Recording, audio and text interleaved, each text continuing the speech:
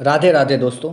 Video ने like नहीं करो तो चालशे, परंतु आ विडियो ने एक वखत पूरो जोजो, केम के आ विडियोना माध्यमथी तमने घणुं बधुं जाणवा मळशे। आ एक सत्य घटना आधारित विडियो छे, तो चालो आ विडियोने शरू करीए छे। वात्सल्यनो सेतु एक दीकरीनी निष्ठा। गांधीनगरना एक शांत महोल्लामां वसता वडील दंपती सुमित्राबेन अने हसमुखलाल તેમનું જીવન શાંતિથી પસાર કરી રહ્યા હતા। તેમની એકમાત્ર પુત્રી રાધા પરણીને સુરત રહેતી હતી। તેમનો દીકરો અમર અમદાવાદમાં પોતાના પરિવાર સાથે સુખી હતો, પરંતુ માતા પિતા સાથે તેના સંબંધોમાં એક અદૃશ્ય દિવાલ હતી।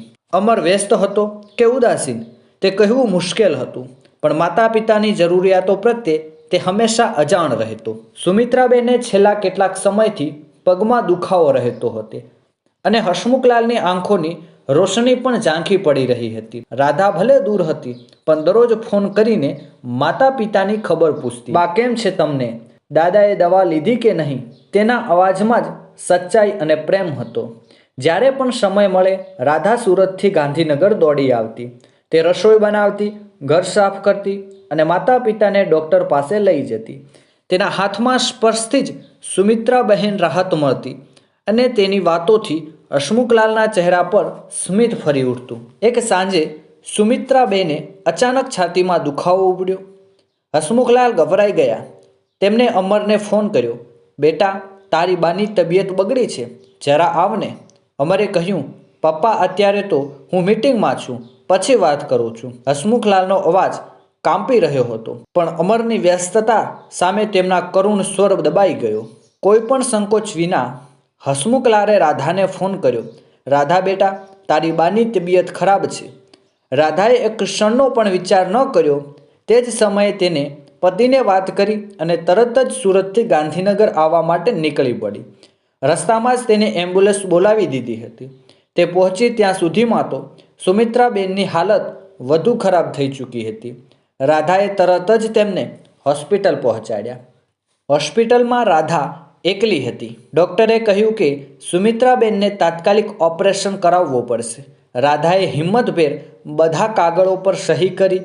તે આખી રાત માતાના પલંગ પાસે બેસી રહી, તેના હાથ પકડીને તેને હિંમત આપતી રહી। સવાર પડતાં જ અમર હોસ્પિટલ પહોંચ્યો। તેના ચહેરા પર થાક અને થોડી અફસોસની રેખાઓ હતી। તેને રાધાને પૂછ્યું, કેમ છે બાને? રાધાએ શાંતિથી કહ્યું, ઓપરેશન થઈ ગયું છે, હવે ઠીક છે। અમરને લાગ્યું કે તે કેટલો નિષ્ફળ દીકરો છે। જ્યારે તેના માતા પિતાને તેની સૌથી વધુ જરૂર હતી ત્યારે તે હાજર નહોતો। રાધાએ ક્યારેય અમરને કડવા વચન ન કહ્યા કે તેને શા માટે મદદ ન કરી, તેવું પૂછ્યું પણ નહીં।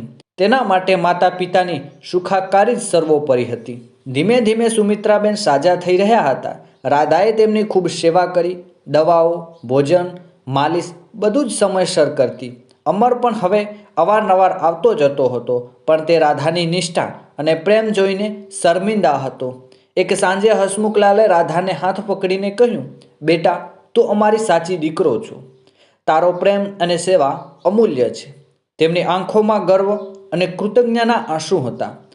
અમર આ બધું જોઈ રહ્યો હતો। તેને અહેસાસ થયો કે પૈસા અને વ્યસ્તતા કરતાં પણ વધુ કિંમત વસ્તુ પ્રેમ અને સંબંધો છે।